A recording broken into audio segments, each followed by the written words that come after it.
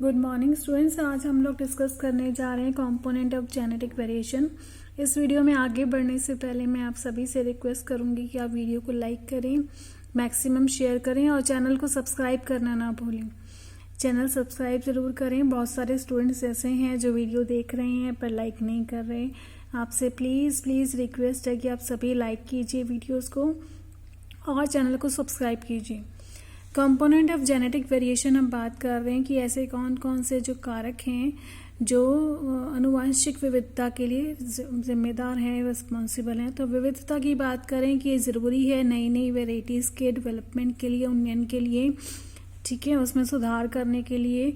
तो इसमें सबसे पहले हम संकरण की बात करते हैं, हाइब्रिडाइजेशन की बात करते हैं, म्यूटेशन उत्परिवर्तन से हम वेरिएशन विविधता ला सकते हैं, पॉलीप्लॉइडी से हम ला सकते हैं, बहुरूपता से, जेनेटिक इंजीनियरिंग अनुवांशिक की इंजीनियरिंग से हम ऐसा कर सकते हैं, सोमा क्लोनल वेरिएशन से हम ऐसा कर सकते हैं।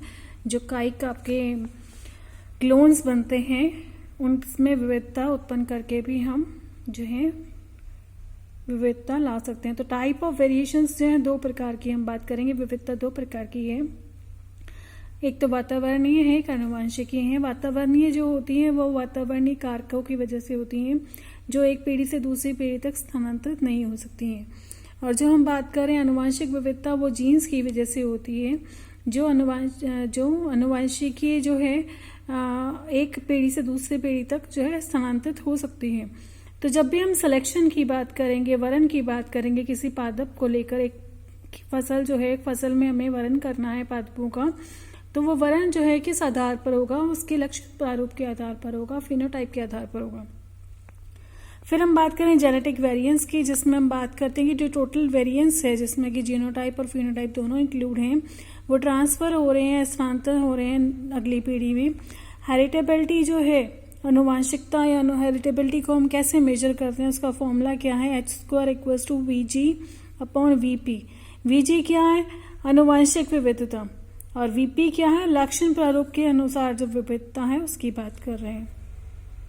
फिर यहाँ पर एक टर्म आ जाती है जेनेटिक एडवांस, ऐसे फीचर्स जिसकी वजह से हम कह सकते हैं कि जो आने वाली संतति है वो पहले वाली जो जनक संतति है, जनक जो समष्टि है उससे ज़्यादा एडवांस है, सुधरी हुई रूप है उसका। तो यहाँ पे देखिए जनक दिखाए हुए हैं, उनका लक्षण प्रारूप के हिसाब से हम उनका चयन करते हैं।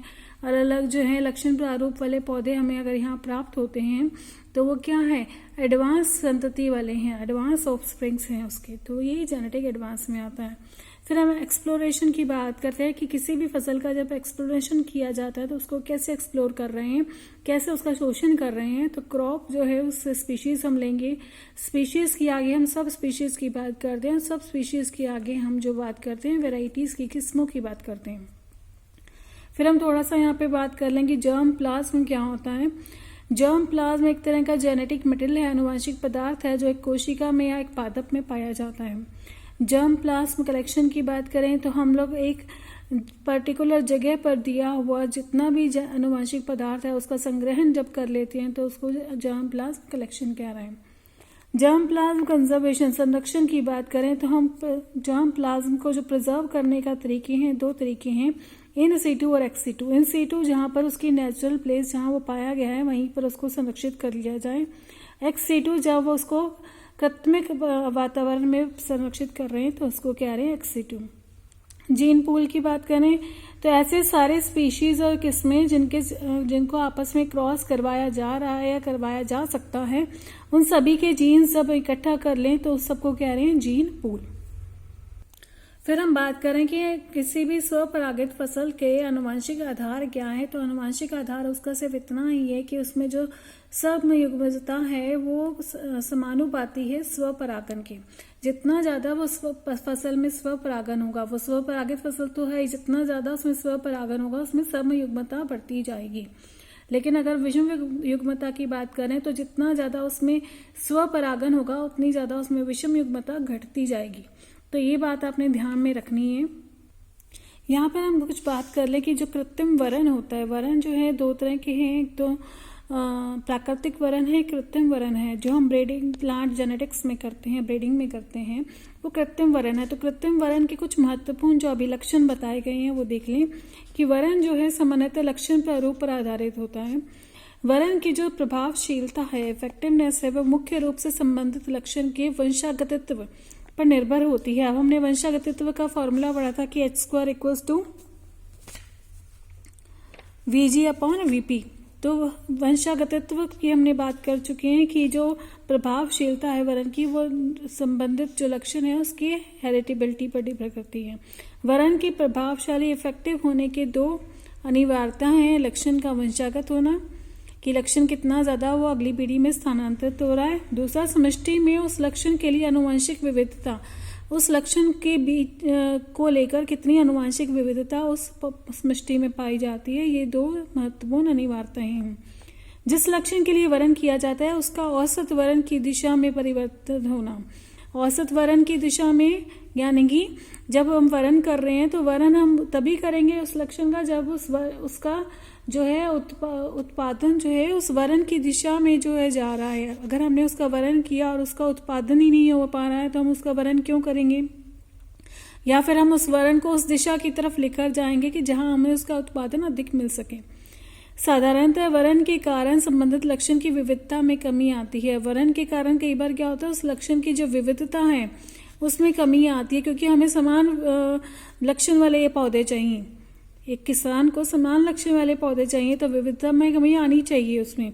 ठीक है। वरण का प्रभाव एवं उसका उद्देश्य मुख्य रूप से संबंधित फसल की परागण विधि पर निर्भर करता है। जो वरण है उसका प्रभाव या उसका उद्देश्य निर्भर करता है कि जो फसल है वो उसकी परागण विधि क्या है। तो ये हम कृत्रिम वरण में इस्तेमाल किए जब हम इस्तेमाल करते हैं तो कुछ महत्वपूर्ण लक्षण होते हैं, उसका ध्यान रखते हैं। आगे हम बात कर लें प्योर लाइन थ्योरी की। शुद्ध वंशक्रम संततियों का जीन प्रारूप एक समान होता है। जितनी भी शुद्ध वंशक्रम वाली संततियां हैं उनका जो जीन प्रारूप है एक समान रहेगा। इनके लक्षणों में उपस्थित विविधता वंशागत न होकर के केवल वातावरण के कारण होती है। तो जो विविधता आएगी वो सिर्फ वातावरण के कारण होगी। 1903 में जॉनसन साइंटिस्ट हैं जिन्होंने राजमा फ्रेंच बीन्स जो फेसियोलस वल्गैरिस है उसकी प्रिंस वैरायटी के ऊपर काम किया था, और काम भी किया उसके सीड साइज को लेकर किया था। यहाँ पर देखिए कि उन्होंने जो है उसके बीज के आमाप में काफी विविधता जो देखी थी। उन्होंने उन बीजों में से विभिन्न आमाप के बीजों का वरण किया। वरण किए गए बीजों को अलग अलग उगाया गया तथा प्रत्येक पौधे से प्राप्त बीजों को अलग अलग एकत्रित किया गया। इस प्रकार बीज आमाप के लिए वरण किए गए प्रत्येक बीज की संतति से एक अलग लाइन या क्रम लाइन की जो है उत्पत्ति हुई। इन लाइनों के बीज आमाप जो है एक दूसरे से काफी भिन्न थे। उदाहरणार्थ लाइन 1 का जो औसत भार था वो 640 मिलीग्राम था, जबकि लाइन 19 का औसत बीज भार जो है 350 मिलीग्राम था। ये हम आपको यहाँ पर दिखा रहे हैं। ये पढ़ना इसलिए जरूरी था कि आपको प्योर लाइन थ्योरी अगर पूछी जाए तो ये आपको एक्सप्लेन करनी आनी चाहिए। ये देखिए प्रिंसेस बीन जो है कमर्शियल सीड लॉट यहाँ पर इकट्ठा लिया गया है, उससे अलग अलग लाइंस जो है उन्होंने सेलेक्ट की हैं, बीज अलग अलग लिए, एक एक लाइन लगाई है उसकी। ठीक है। Individual seeds of different sizes selected to raise individual seed progenies. एक एक बीज जो है अलग अलग आमाप का लिया गया और उससे एक एक लाइन के बीज लगाए गए और वहां से अलग अलग प्रोजेनीज ली गई।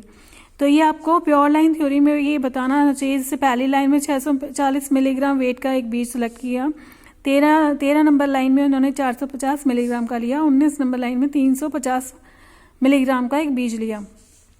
अब इनका वापस से वरण किया, फिर इसमें भी बड़े साइज का और छोटे साइज के सीड दो अलग अलग क्लासेस ली, एक बड़े साइज का एक छोटे साइज का।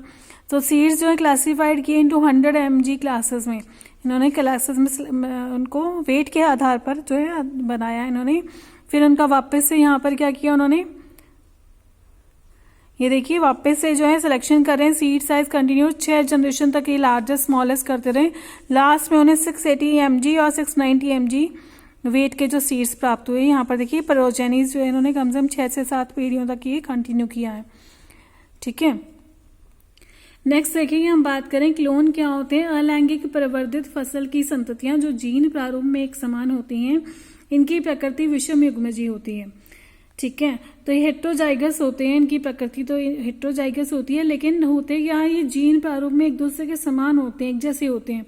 हम ये नहीं कह सकते कि क्लोन जो है समयुग्म ही होंगे, जैसे ही उसकी जनक पौधा होगा वैसा ही वो क्लोन होगा।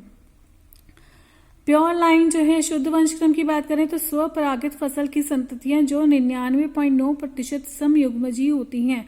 अब देखिए जो समयुग्मजी हैं उनको तो प्योर लाइन कह रहे हैं, तो क्लोन का जो नेचर है वो विषम युग्मजी होता है। ठीक है।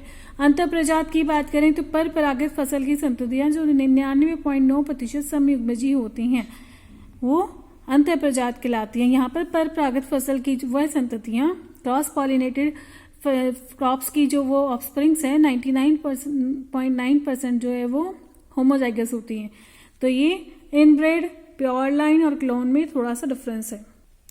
यहाँ पर देखिए हम बात करें origin of genetic variation in pure line, जो शुद्ध वंशक्रम है उनमें अनुवांशिक विविधता का उद्भव जो है वो कैसे हुआ। तो पहला उसकी वजह है कि भौतिक मिश्रण, मैकेनिकल मिक्सचर, किसी और फसल के बीजों के साथ उनका मिक्सिंग हो जाए। प्राकृतिक संकरण, नेचुरल आउटक्रॉस हो सकता है कि जो अधिकांश स्वपरागित जो फसलें हैं वो थोड़ा बहुत जो है उसमें परागण होता हो, तो इस वजह से भी वहां पर नेचुरल आउटक्रॉस हो जाता है। क्रोमोसोमल एब्रेशन, क्रोमोसोम्स छोटे हो जाएं, दुगने हो जाएं, ठीक है, न्यूनताएं आ जाएं, डिलीशंस भी हो सकती हैं, डुप्लीकेशंस भी हो सकता है, स्पॉन्टेनियस हो सकता है, यह स्वतः ही अपने आप हो जाता है क्रोमोसोम में। फिर हम बात करें स्पॉन्टेनियस जो है म्यूटेशन, अचानक से जो है स्वतः ही उत्परिवर्तन हो जाए फसलों में।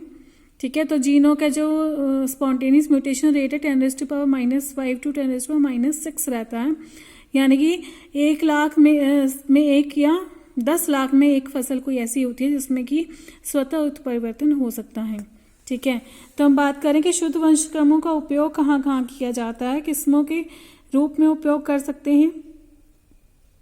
स्वपरागित फसलों की लगभग सभी किस्में जो हैं शुद्ध वंशक्रम वाली होती हैं। संकर के लिए जनकों के रूप में उपयोग कर सकते हैं। विभिन्न शुद्ध वंशक्रम का आपस में संकरण करके नई उन्नत शुद्ध वंशक्रमों का विकास किया जाता है। उत्परिवर्तन संबंधों अध्ययनों में उपयोग, शुद्ध वंशक्रमों का उपयोग किया जा सकता है। स्वतः जो है स्पॉन्टेनियस एवं इंड्यूस्ड जो प्रेरित उत्परिवर्तनों के अध्ययन में किया जा सकता है।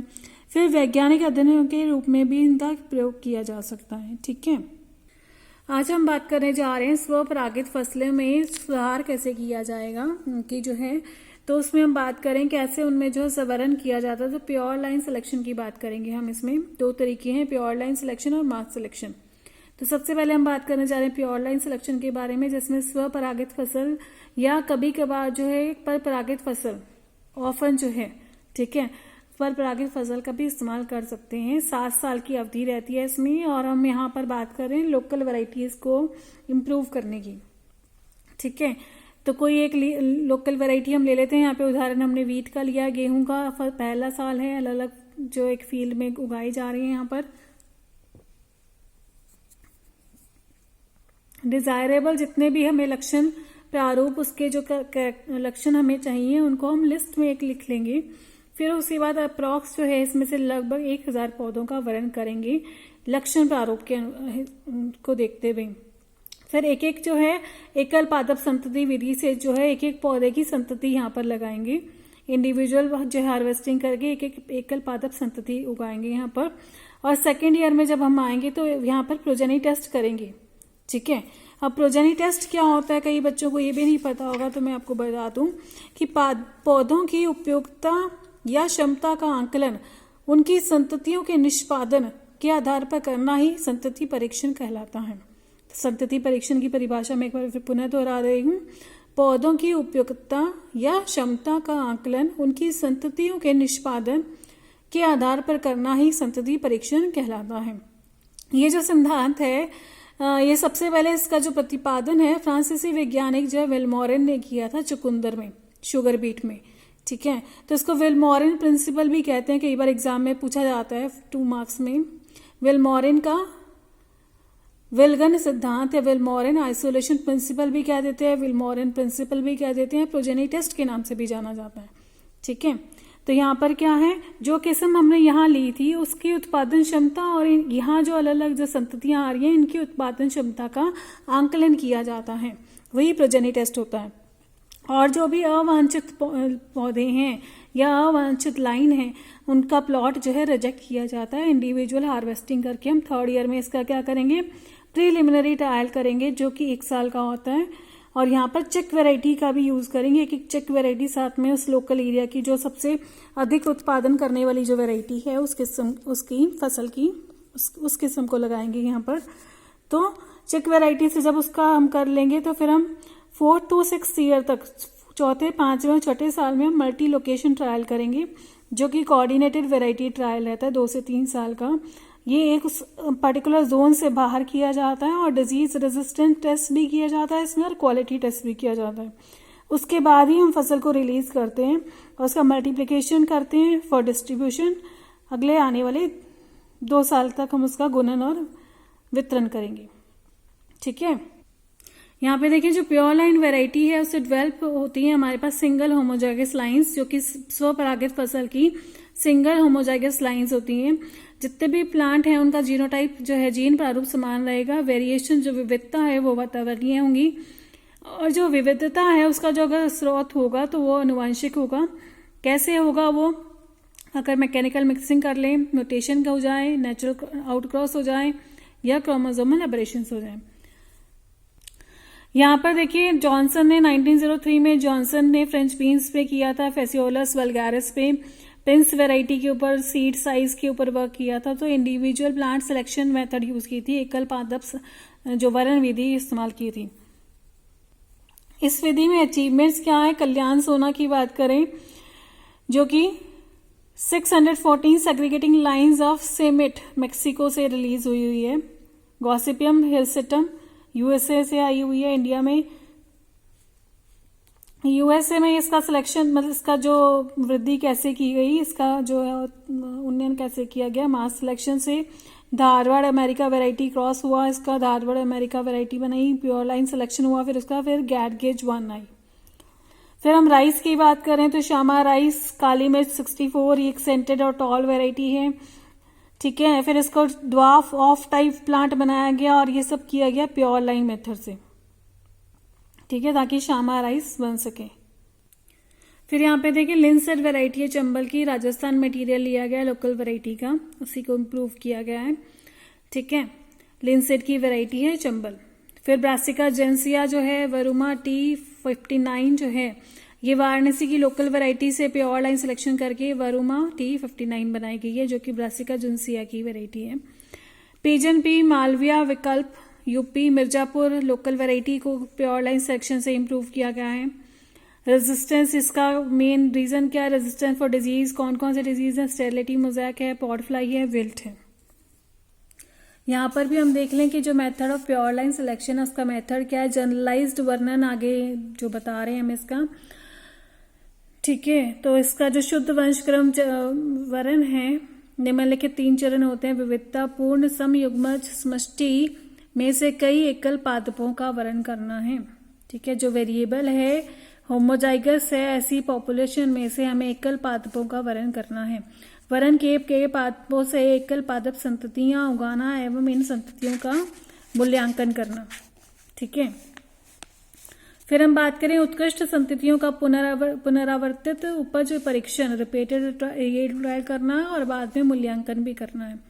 तो यहाँ पर देखें कि ये वही तरीका है जो मैं आपको बता रही हूँ, इसमें से कुछ सिलेक्शन किया गया, देसी ओल्ड वैरायटी है, मिक्सचर है प्योर लाइन्स का। जो भी विविधताएं हमें दिखाई दे रही हैं उसमें से कम से 200 से 2000 पौधे जो हैं उत्कृष्ट पौधे हैं उनका हम चयन करेंगे, वर्ण करेंगे और एकल पादप जो है संततियों के रूप में इसको लेंगे 2nd ईयर में। और यहाँ पर जो है जो वर्ण किए गए पौधों की एकल संततियां उगाना है और निकृष्ट जो पौधे हैं अवांछनीय संततियां उनको निकाल देना है, उनका परित्याग कर देना है। फिर उसके बाद 3rd ईयर में क्या है, हम यहाँ पर देखेंगे प्रीलिमिनरी यील्ड ट्रायल करेंगे, उत्कृष्ट संततियों का प्रारंभिक उपज परीक्षण करेंगे, प्रचलित उन्नत किस्मों का चेक के रूप में उपयोग करेंगे। 4 to 6 ईयर में मल्टी लोकेशनल ट्रायल है जिसमें उत्कृष्ट संततियों का समन्वित उपज परीक्षण है। रोगरोधिता एवं गुणवत्ता परीक्षण और सर्वोत्तर संतति नई किस्मों के रूप में विमोचित करेंगे। यहाँ पर देखिए 7th ईयर में जो है विमोचित किस्म के बीज का गुणन करना है हमें। तो ये स्वपरागित फसलों में शुद्ध वंशक्रम वरण की एक व्यापीकृत रूपरेखा। आगे देखिए इसके जो है शुद्ध वंशक्रम वरण के गुण हम बात कर लें कि इस विधि के निम्नलिखित गुण होते हैं। इस विधि में किसी भी विविधतापूर्ण समष्टि में सर्वाधिक सुधार होता है। जितनी भी विविधतापूर्ण समष्टि है उसमें सबसे ज्यादा सुधार इसी में होगा। इस विधि से विकसित किस्में जो है शुद्ध वंशक्रम होती हैं, प्योर लाइन्स होती हैं। इनमें आनुवांशिक विविधता जो है का पूर्ण अभाव होता है। इस विधि में से जो है विकसित किस्म को बीज प्रमाणीकरण जो सीड सर्टिफिकेशन के लिए पहचानना अपेक्षाकृत जो है काफी आसान होता है। तो यहाँ पर इस प्योर लाइन मेथड से जो है हम सीड सर्टिफाइड भी करवा सकते हैं। फिर आगे देखें शुद्ध वंशक्रम वरण के दोष क्या क्या हैं। इस विधि में विकसित किस्मों का अनुकूलन एडेप्टेशन जो है मूल किस्म की अपेक्षा कम हो सकता है। इस विधि में जो समूह वरण की अपेक्षा जो अधिक समय, श्रम व धन की आवश्यकता होती है। फिर हम बात करें कि इस विधि की सफलता के लिए मूल किस्म में आनुवांशिक विविधता का उपस्थित होना अनिवार्य है। तो जो हम लोग ओरिजिनल पॉपुलेशन ले रहे हैं उसमें जेनेटिक वेरिएशंस होना बहुत जरूरी है, तभी हम इस प्योर लाइन मेथड का अप्लाई कर सकते हैं। फिर आप देखिए शुद्ध वंशक्रम जो विधि है इसकी जो उपलब्धियां कौन कौन सी हैं, कौन कौन सी फसलों के हम इसमें विकास कर चुके हैं। तो यहाँ पे गेहूं की बात देखिए कितनी सारी वैरायटीज बता रखी हैं। तो यही सब उपलब्धियां हम बात कर रहे हैं। जो वैसे मूंग की किस्म है T1 मुजफ्फरपुर बिहार से संग्रह किए गए जनन द्रव्य से वरण द्वारा विकसित की गई थी। ठीक है। फिर हम बात करें इसी तरह उर्द की जो किस्म है T9 बरेली उत्तर प्रदेश से संग्रह किए गए जनन द्रव्य से विकसित की गई है। अलसी की जो किस्म है चंबल 1984 में विमोचित की गई है, राजस्थान से संग्रह किए गए जनन द्रव्य से वरण की गई है। कुसुम जो है से फ्लावर की किस्म है सागर मुत्यालू वर्ष 1985 में विमोचित हो गई थी।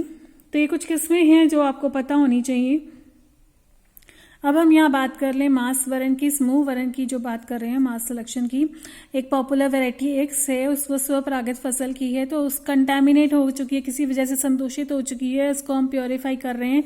तो पहले साल में तो सारी फसल जो है मिक्सिंग जो भी है उसमें ग्रो करवाएंगे। जो भी इंपॉर्टेंट उसके कैरेक्टर्स हैं, लक्षण हैं जो मुख्य उसके वो लिख लेंगे। और जो 200 से 2000 पौधे जो हमें उत्कृष्ट लक्षण वाले हैं उसको चयनित कर लेंगे, वरण कर लेंगे, उसका हार्वेस्ट करेंगे, सीड लेंगे, सीड को मिक्स करके फिर वापस हम प्रीलिमिनरी ट्रायल करेंगे। सबसे पहले प्राथमिक उसका जो है परीक्षण करेंगे, सेकेंड ईयर में चेक वैरायटी के साथ इनिशियल इवैल्यूएशन ट्रायल करेंगे। एक ही जोन में काम कर रहे हैं, स्टेशन ट्रायल है। फिर हम बात करेंगे 3 से 5वें साल हम उसका कोऑर्डिनेटेड ट्रायल करने वाले हैं, सेंट्रल लेवल का 2 से 3 साल तक चलेगा ये। जैसे तमिलनाडु, महाराष्ट्र, गुजरात हो सकता है, आप केरल साइड भी, जहां जहां आप अलग अलग जोन में उसको सेवरल लोकेशन में उसको चेक वैरायटी के साथ कंपेयर कर सकते हैं। 6th ईयर में हम क्या करने जा रहे हैं, उसका सीड मल्टीप्लीकेशन, सीड उसके जो है जो हमें ऑब्टेन हुए हैं 6th ईयर में उसको ग्रो करवाएंगे लार्ज स्केल पे, और सीड मल्टीप्लीकेशन और डिस्ट्रीब्यूशन करेंगे, गुणन करेंगे। तो ये ज्यादातर जो mostly use for cross pollinated परपरागित फसलों के लिए यूज की जाती है समूह वरण, और कभी कभार जो हम इसको स्वपरागित फसल के लिए भी यूज कर सकते हैं। सेल्फ पॉलिनेटेड जो क्रॉप है उसमें देसी लोकल वैरायटी को इम्प्रूव किया जा सकता है इस विधि द्वारा। प्योर लाइन जो किस्म है उसको और प्योर करना है, उसको उसमें कोई संदूषण हो गया उसको प्योरीफाई करना है, तो उसके लिए यूज की जा सकती है। Nuclear seed of pure line variety, pure line variety का जो न्यूक्लियर सीड है उसका अगर मेंटेनेंस करना है तो मास वरण से, समूह वरण से ही हो सकता है।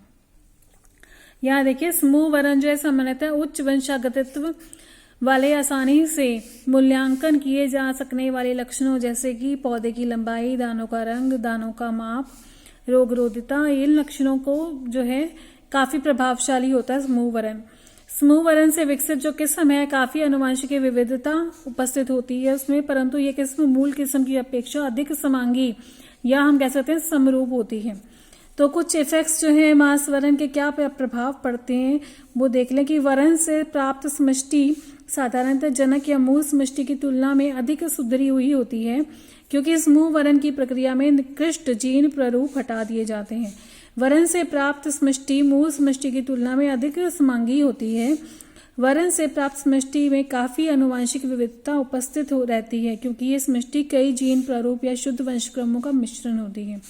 लेकिन इस समष्टि से मूल समष्टि की तुलना में कम विविधता होती है। इस समष्टि में आगे भी वरण प्रभावशाली होगा, क्योंकि इसमें आनुवंशिक विविधता उपस्थित होती है। फिर हम देखें कि जो इसका उपयोग है, अनुप्रयोग जो है वो किस पे किया जाता है। तो पुरानी या स्थानीय किस्मों में सुधार करने के लिए, दूसरा जो प्योर लाइन वेराइटीज है उनका शुद्धिकरण करने के लिए भी इसका इस्तेमाल किया जाता है। ये देखें, ये इसका जो है समूह वरण की जो है व्यापीकृत विधि बताई हुई है कि फर्स्ट ईयर में जो है विविधतापूर्ण जो समष्टि है उससे हम लोग 200 से 1000 जो उत्कृष्ट पौधों का वरण करेंगे। वरित जो पौधों के बीज एक साथ जो है उनका मिश्रण ले लेंगे। मिश्रण लेने के बाद सेकेंड ईयर में मिश्रित बीज का प्रारंभिक उपज परीक्षण, मानक किस्मों का चेक के रूप में प्रयोग, वरण से प्राप्त समष्टियों का सूक्ष्म मूल्यांकन। तीसरे से 5वें साल हम क्या करेंगे, चेक से उत्कृष्ट वरण से प्राप्त समष्टियों का समन्वित उपज परीक्षण, सर्वोत्कृष्ट होने पर नई किस्म के रूप में विमोचन। फिर हम 6th ईयर में इसका जो है विमोचित किस्म का बीज गुणन करेंगे और बीज किसानों को उपलब्ध कराया जाता है। तो ये आपका व्यापक जो रूपरेखा है मास सिलेक्शन की। फिर हम बात करेंगे समूह वरण के गुण क्या हैं। इसके द्वारा विकसित किस्में अपेक्षाकृत अधिक अनुकूलित होती हैं, क्योंकि ऐसी किसी एक किस्म में कई शुद्ध वंशक्रम उपस्थित होते हैं। इसके द्वारा विकसित किस्मों में काफी आनुवंशिक विविधता उपस्थित होती है, अतः इन किस्मों में पुनः वरण द्वारा सुधार किया जा सकता है। ये विधि सबसे सरल प्रजनन विधि है। इस विधि के उपयोग से शुद्ध वंशक्रम किस्मों का शुद्धिकरण किया जा सकता है। फिर हम बात करें समूह वरण के जो दोष हैं, वो दोष कौन कौन से हैं। ये जो विधि से विकसित किस्मों में जो समरूपता का अभाव होता है, इस विधि से शुद्ध वंशक्रम वरण विधि प्योर लाइन सिलेक्शन मेथड की अपेक्षा कम सुधार होता है। संतति परीक्षण न करने के कारण वरण किए गए पौधों का वास्तविक मूल्यांकन नहीं हो पाता। तो यहाँ पर संतति परीक्षण नहीं हुआ तो वास्तविक मूल्यांकन नहीं हो पाएगा। बीज प्रमाणीकरण के लिए इस विधि द्वारा विकसित किस्मों की पहचान काफी मुश्किल होती है। इस विधि से सुधार के लिए मूल समष्टि में आनुवंशिक विविधता का उपस्थित होना अनिवार्य है। इस विधि से होने वाले सुधार की सीमा समष्टि में उपस्थित आनुवंशिक विविधता पर निर्भर होती है। अतः इस विधि से उन लक्षणों में सुधार नहीं किया जा सकता जिनके लिए समष्टि में आनुवंशिक विविधता उपस्थित नहीं है। यहाँ पर मैंने आपको जो है स्वपरागित फसलों में जो है मास सिलेक्शन और प्योर सिलेक्शन के बीच में अंतर बताया हुआ है। तो उम्मीद करती हूँ कि आज का वीडियो आपको अच्छा लगा होगा। आप इसे लाइक करेंगे और ज़्यादा से ज़्यादा शेयर करेंगे। Thank you.